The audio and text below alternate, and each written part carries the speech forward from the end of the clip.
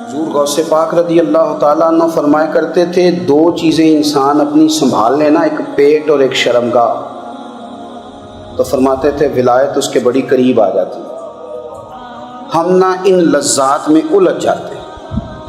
سیانے سیانے بندے روٹی کمر سیدھی کرنے کے لیے کھانی چاہیے، زبان کے ذائقے کے لیے نہیں کھانی چاہیے۔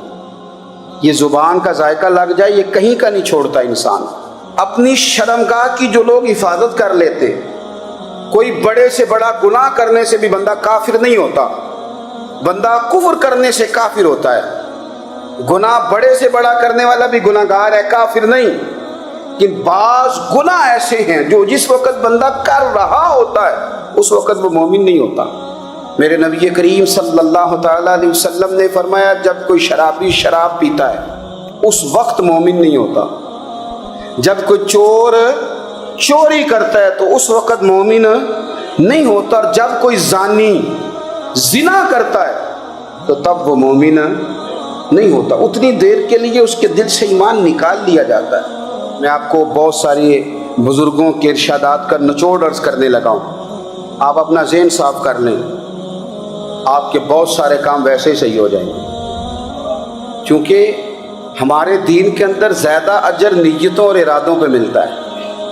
آپ کے جو اندر کی پاکیزگی ہے وہ بہت سارا فضل لاتی ہے اللہ کا، اور اگر دل ہی ناپاک ہو، ذہن ہی ناپاک ہو تو وہ خیر کی چیزیں کس طرح کر کے داخل ہوں گی؟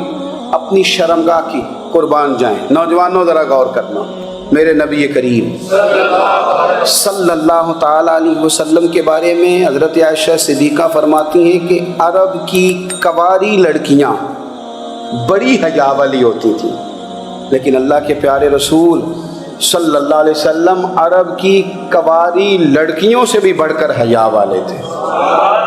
کفل کا ایک واقعہ ترمذی میں ملتا ہے، ایک شخص کفل نام کا تھا بنی اسرائیل میں، ایک عورت مجبور تھی، اس کے بچے بھوکے تھے، تو کفل نے اسے مائل کر لیا کہ تو میرے ساتھ گناہ کرے گی تو پھر میں تیرے بچوں کی روٹی تجھے دوں گا۔ تو وہ عورت پہلے تو بیچاری نہ مانی، لیکن بچوں کی بھوک دیکھ کے مجبور ہو گئی۔ جب کفل کے قریب گئی نا وہ عورت، اس نے دروازے سارے بند کر لیے۔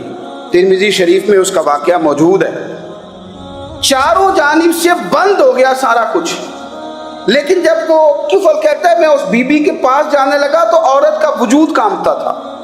جس بندے کو گناہ کی طرف جاتے اس کی طبیعت میں ہیجان پیدا ہو تو معنی یہ ہے کہ ابھی ذہن پورا غلیظ نہیں ہوا، ابھی طبیعت پوری گندی نہیں ہوئی، ابھی ایمان کی بہت ساری قسمیں موجود ہیں، عورت کا وجود کانپتا ہے۔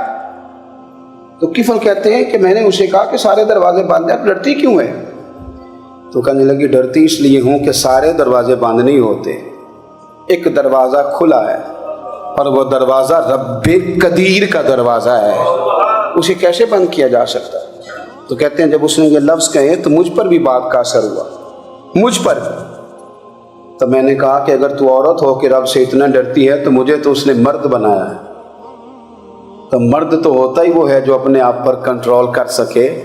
تو اب نہ معاملہ آگے جائے گا، اب یہاں بات رکے گی نہیں، جا میں تجھے آزاد کرتا ہوں۔ عورت گئی، اس نے توبہ کی کفل نے، اور رات رو کے کہنے لگا مالک آج میں نے توبہ کی ہے تو میرے اوپر مہربانی کرنا، میری توبہ ٹوٹنے نہ پائے۔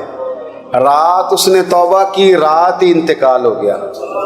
لوگوں کو پتا تھا بڑا بے حیا ہے، بد کردار ہے، گناہ گار ہے، شاید لوگ اس کا چہرہ دیکھنے بھی نہ جاتے، پر مالک کریم ہے نا۔ حضور فرماتے ہیں سویرے اس کے دروازے پہ لکھ دیا اللہ نے، لوگوں رب نے کفل کے سارے گناہ معاف کر دیے ہیں، اس کے دروازے پہ لکھ دیا گیا۔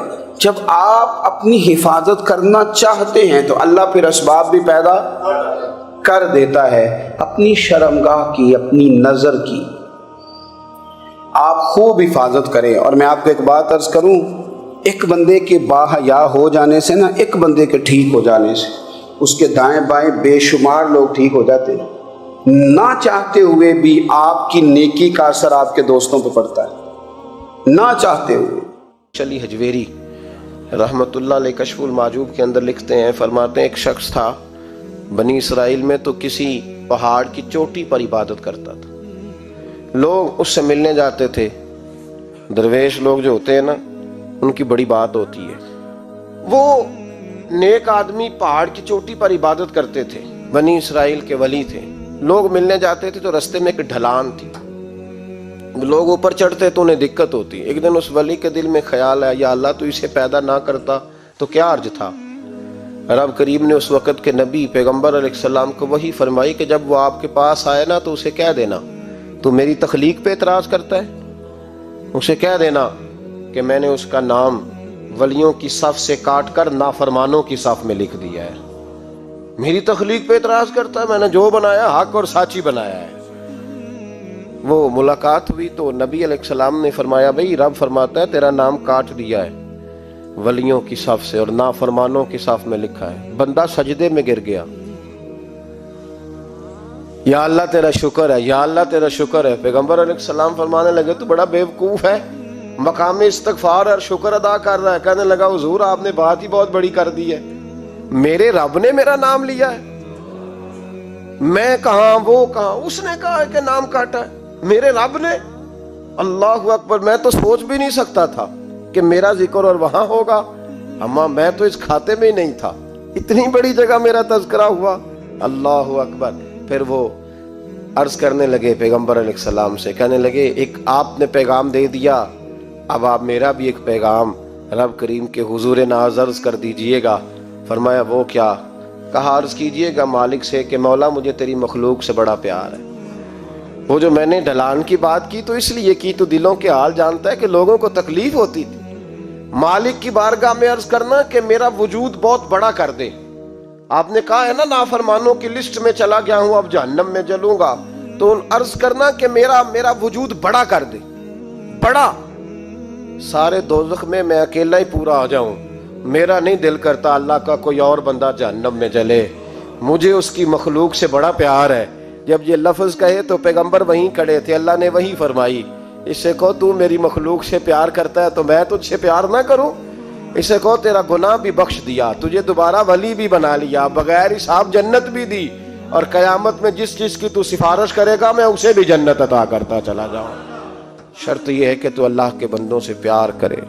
خدا کے بندے تو ہیں ہزاروں، بنوں میں پھرتے ہیں مارے مارے، میں اس کا بندہ بنوں گا جس کو خدا کے بندوں سے پیار ہو، میں اس کا بندہ بنوں گا جس کو خدا کے بندوں سے پیار ہوگا۔ رحمت کا جذبہ، نرمی، کسی کی خیر خواہی، کسی کے حق میں یہ رویہ کہ میری ذات سے کسی کو نفع ہو جائے، کسی کا فائدہ ہو جائے، کسی آدمی کو کچھ مل جائے۔ مولا رومی ایک بڑی عجیب بات لکھ گئے مثنوی میں، فرمانے لگے بادشاہ بننا چاہتے ہو، مخلوق کے رہنما، مقتدا، لیڈر، سربراہ بننا چاہتے ہو؟ آپ کے سامنے بیٹھے لوگوں نے کہا حضور ہر بندہ ہی چاہتا ہے، تو فرمایا پھر مخلوق کے خدا سے پیار کرنا شروع کر دو۔ مخلوق کا بادشاہ وہ نہیں ہوتا جو دھوکہ دے کے ان کا لیڈر بن جاتا ہے، اس کے دھوکے تو کچھ دنوں میں کھل جاتے ہیں، سامنے آ جاتے ہیں۔ جو آدمی ڈنڈے کے زور پر بادشاہ بنتا ہے اس کی بادشاہی جسموں پر ہوتی ہے، روحوں پر نہیں ہوتی۔ فرمایا تم مخلوق سے پیار کرنا شروع کر دو، اللہ کی مخلوق تمہیں اپنا رہنما کہنا شروع کر دے گی۔ لیکن محبت کرو گے تو سربراہ بنو گے، پیار کرنے سے بنو گے، لوگوں کے ساتھ اچھا رویہ رکھنے سے، بااخلاق ہونے سے بنو گے۔ سیاست کے ساتھ بنو گے تو کچھ دیر کا تمہارا معاملہ ہوگا، پھر وہ سمٹ جائے گا، ختم ہو جائے گا۔ عزیزو یاد رکھیں